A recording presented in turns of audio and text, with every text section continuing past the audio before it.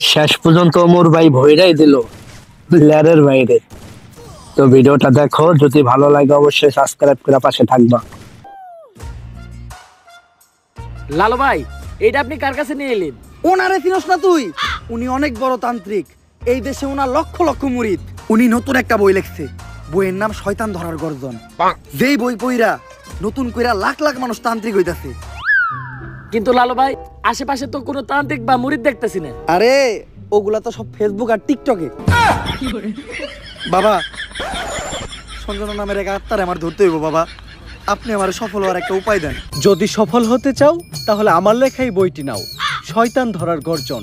এই বইটি নেওয়ার সাথে সাথেই তোমার জীবনে থাকবে না কোনো অর্জন।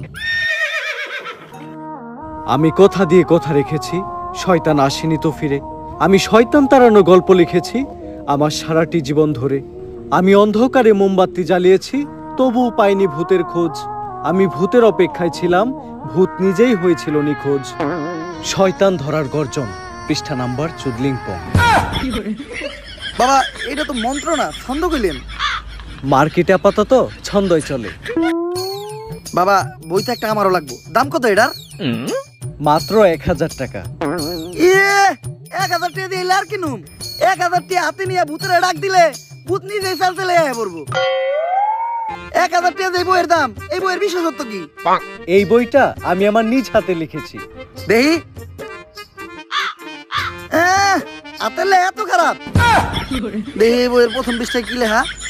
মানুষকে ভোদাই বানানোর 100টি উপায়। 1000 টাকা দিয়ে 120টার এই বইটি নেন আর ঠাস কইরা ভোদাই হয়ে যান।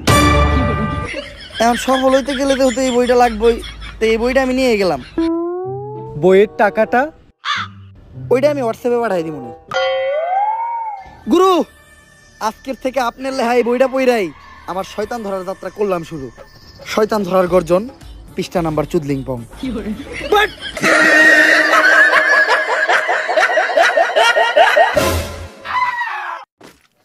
যারা ভিডিওটা দেখো না এখনো, ইউটিউবে দেখে আসো।